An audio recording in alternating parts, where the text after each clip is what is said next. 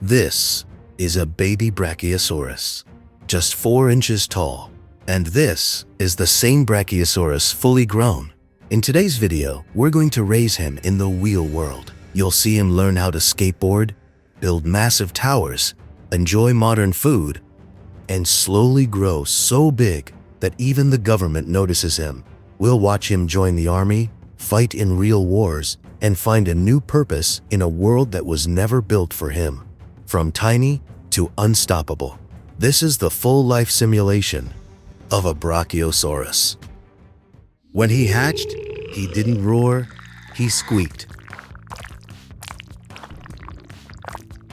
Then immediately tried to eat my finger. Anything green was food.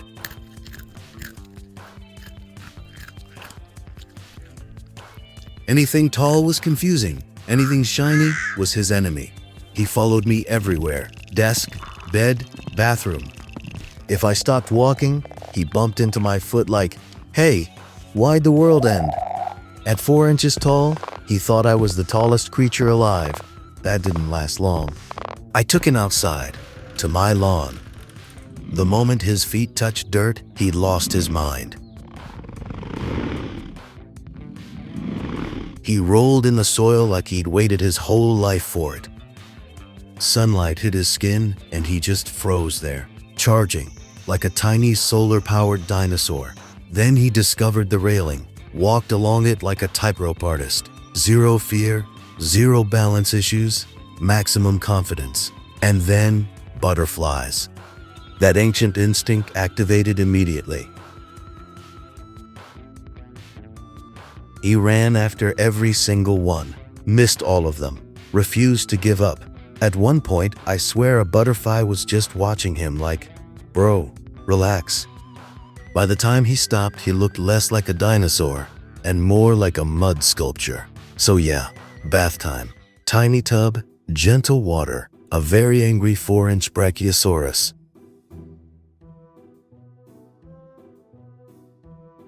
He didn't roar, he pouted. And that's when I realized this wasn't just a pet anymore. This was a dinosaur experiencing the world for the first time. By nightfall, he was exhausted, dirt-free, warm, curled up near the window.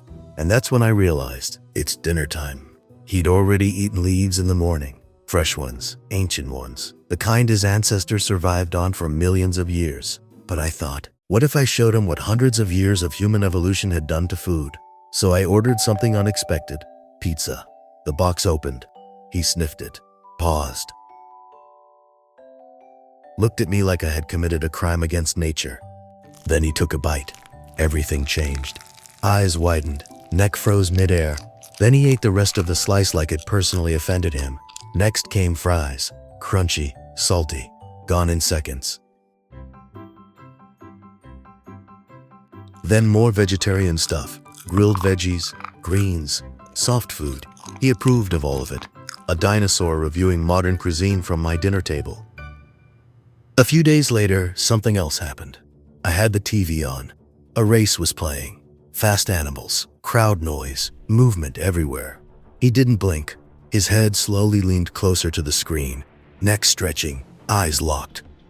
Every time someone took the lead, his tail twitched. He wasn't scared, he was excited. So, I made another bad decision. I took him to a local animal race. Kids category, modern animals only, nothing serious. And just as I had feared, he lost. The defeat weighed on him heavily, dimming the spark in his eyes. So I decided to do something about it.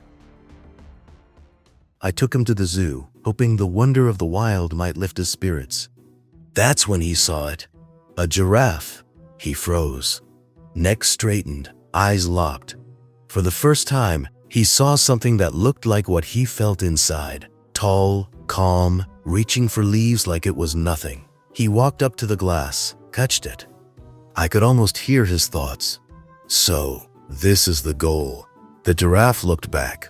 Neither of them knew how wrong that comparison was. A few days passed, and he grew again.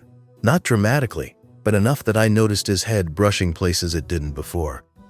That's when he learned something new. Skateboarding. Not from me, from the neighborhood kids.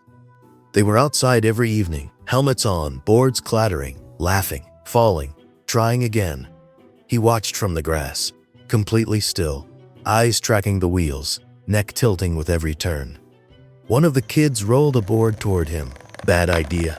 Or, the best one, he stepped on it, wobbled, froze, then adjusted, like balance was already written into his bones. Within minutes, he was rolling. Slow at first, careful. Helmet on, knee pads, elbow guards. Every single time. No shortcuts, no fear. He practiced for hours. Up the driveway, down the sidewalk, over cracks, around cones. When he fell, he stood back up, shook the dust off, and tried again. The kids cheered. Cars slowed down. Phones came out. A Brachiosaurus on a skateboard wearing safety gear became the most normal thing on the street. And that's when I realized he wasn't just growing bigger. He was learning faster than I could keep up. And sooner or later, the world was going to notice. After skateboarding, he didn't want speed anymore. He wanted up. At first, it was small things, climbing the couch, standing on stacked books, stretching his neck toward ceiling fans like they owed him money. That's when I noticed something strange. He wasn't just tall, he was curious about being taller. One afternoon, I found him in the lawn, standing completely still, not eating, not playing, just looking at the sky. Then he did it. He stood on his back legs, not falling, not struggling, balancing. And when his neck rose higher than ever before, his eyes widened, like he had unlocked a new level of the world. From that day on, height became his obsession. He started stacking things. Flower pots, buckets, garden stools. Anything that made him taller. I laughed at first, until he didn't stop. Every morning, a new tower appeared. Every night, he slept beside it, like a dragon guarding treasure. One day, a neighbor shouted from across the fence, "Bro, your dinosaur is building something." That's when I realized he wasn't playing. He was experimenting, testing balance, testing reach, testing how high was high enough. Then, after a month had passed, I saw that our little dinosaur wasn't so little anymore. He had grown noticeably taller, stretching higher each day, his tiny frame becoming stronger and more confident. And just when we were getting used to his new size, one ordinary afternoon, something unexpected happened. A drone appeared. At first, I thought it was a toy. Then I saw the logo. Then I saw the camera angle. It hovered, watching him. He noticed it instantly. Didn't panic, didn't chase. He raised his head, slowly, higher, higher, until his face was inches from the drone. They stared at each other. Then, he gently tapped it with his nose. The drone lost balance, spun, and crashed into the grass. Silence. That night, I searched online. Tall animal spotted in residential area. Nothing, yet. The next morning, trucks passed slower. People stopped walking dogs near my house. Kids whispered instead of shouting. And he was growing again. Not fast, but noticeably. His shadow stretched longer than before. And for the first time, I heard someone say the words out loud. "That thing's not staying small, is it?" That's when it hit me. Skateboarding was fun. Racing was cute. But height? Height changes rules, and the world was starting to notice. They didn't come quietly this time. No unmarked cars, no hidden drones. A full convoy stopped outside what used to be my fence. Officials, generals, people who never introduced themselves first. They didn't call him a specimen anymore. They called him an asset. And then, something unexpected. They asked for permission. They laid it out clearly. He wouldn't be locked away. He wouldn't be experimented on. They promised a dedicated facility built around him. Medical teams, nutrition experts, handlers trained just for his kind, a salary, an identity, protection from anyone who wanted to use or harm him.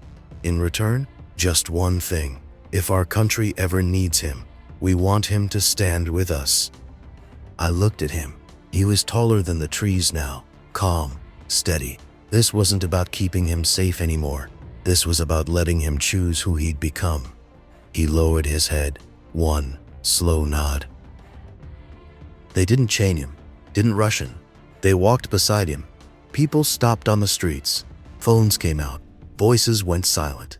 A creature that should not exist, walking willingly toward duty. The base was enormous. Runways widened. Hangars reinforced. Engineers worked day and night, not to change him, but to adapt to him.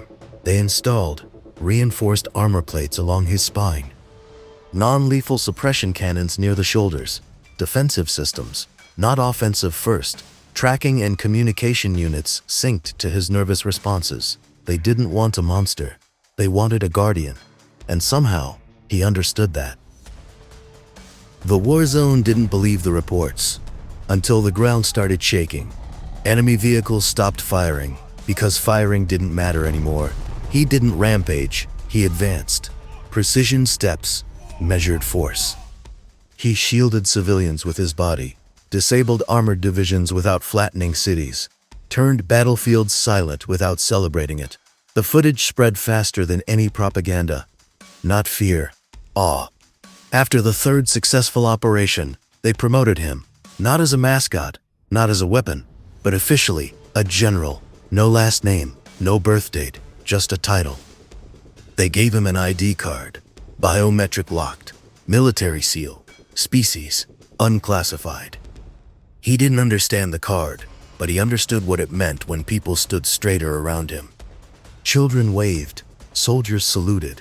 Citizens stopped calling him that thing. They called him Protector. The country thought they had recruited him, but what they really did was give him a reason to exist in the world.